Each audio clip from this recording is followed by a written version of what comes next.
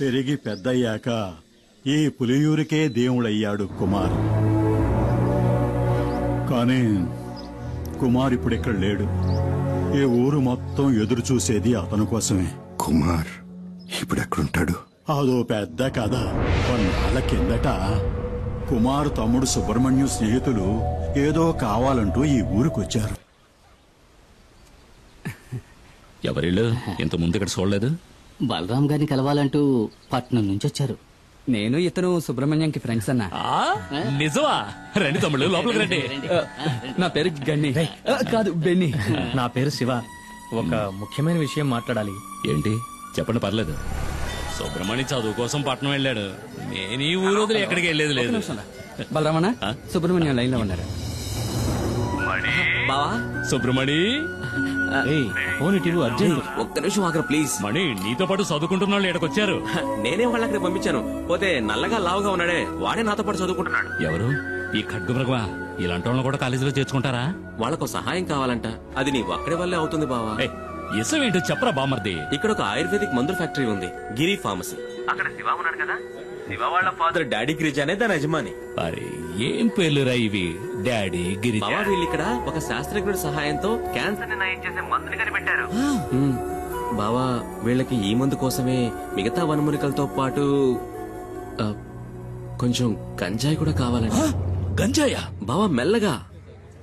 ఈ మందు తయారైతే అందరికీ మంచిది బావా. నాకు ఆ ఫ్యాక్టరీలో మంచి ఉద్యోగం కూడా దొరుకుతుంది. డాడీ గిరిజ గారు నాకు ప్రామిస్ చేసి చెప్పారు. ఓడికి మంచి జరుగుతుందంటే ఈ బలరాముడు దేనికైనా తెగిస్తాడు. ఎందుకంటే మణి సంతోషంగా ఉంటే కుమార్ సంతోషంగా ఉంటాడు. కుమార్ సంతోషంగా ఉంటే ఈ బలరాముడు కూడా సంతోషంగా ఉంటాడు. ఈ అడవిలో సకల రోగాలకి మందులు ఉంటాయని చెప్తూ ఉంటారు, కానీ గంజాయిలో క్యాన్సర్ మందు ఉందని చెప్పడం నేను ఎప్పుడూ వినలేదే. ఇక్కడ బండ్లు జారుతాయి, కూర్చొంతో చూసుకుని రండి.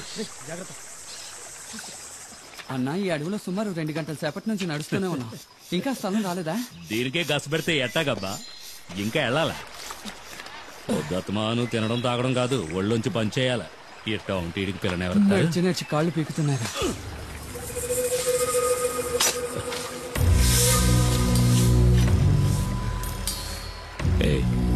నేను విషయం చెప్తే భయపడవుగా?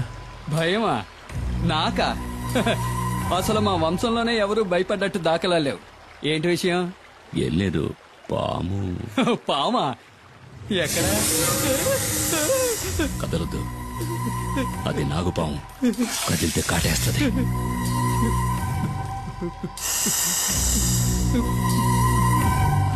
దాన్ని కొట్టి చంపేయండి. చంపాలా?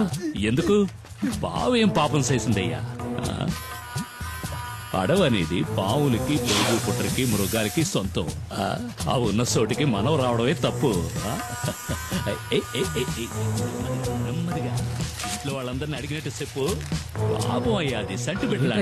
ఏదో చుట్టాలతో మాట్లాడినట్టు మాట్లాడుతున్నాడు. ఇదిగో దీన్ని తీసుకుని మా వెనకైనా.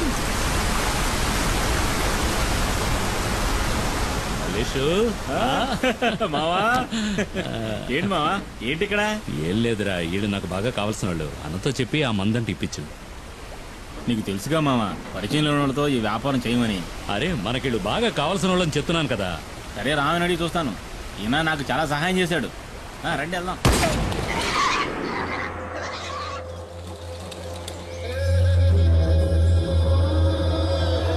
వీడు చెప్పడమే కాకుండా మీ డీలింగ్ నాకు బాగా నచ్చింది.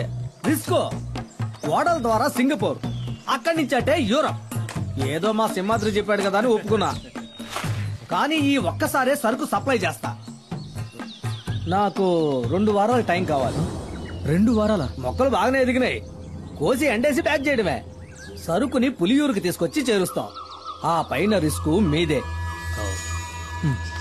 కూసంత తొందరగా నడవండి అయ్యా, పొద్దుగూకేలోగా అడవిని దాటేయాలా. అయ్యో, వచ్చిన దారిలోనే మళ్ళీ వెనక్కి వెళ్ళాలా?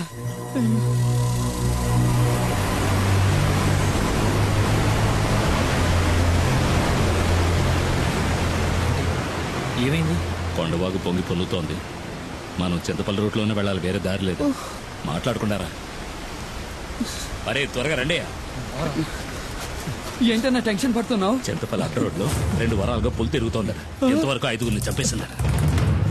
అడ్డ రోడ్లో పులి తిరుగుతుండడం వల్ల ఎవరికి కంటి మీద కొనుక్కు లేదు. అది గనక ఊళ్ళోకి వచ్చిందంటే కుమార్ తప్ప జనాన్ని ఇంకెవరూ కాపాడలేరు. ఊళ్ళోకి వచ్చిన పులి గురించి కుమార్కి ఎలా తెలుస్తుంది? ఈ అడవిలో వేరే పులులు కూడా ఉంటాయి కదా. ఈ అడవి గురించి బొత్తిగా నీకు తెలియకలా మాట్లాడుతున్నావు. ప్రతి పులికి అడవిలో దానికంటూ ఒక పరిధి ఉంటుంది. ఒక పులున్న పరిధిలోకి ఇంకో పులి రాదు. అవి సంగమించే సమయంలో తప్ప. చెయ్యందుకో. అయితే పుల్లున్న అడవిలోకి మనం వెళ్ళేది? కొండవాగులు దాటడానికి ఇది తప్ప వేరే మార్గం లేదు. చీకటి పడేలోగా దాటేయాలి. రా, త్వరగా రా. రండి రండి.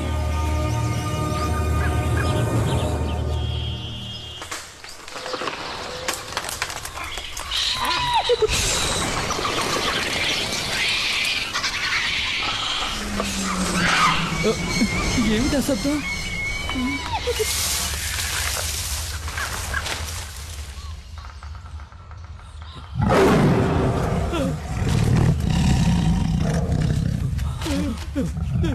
పరిగెత్తండి, పరిగెత్తండి, పరిగెత్తండి.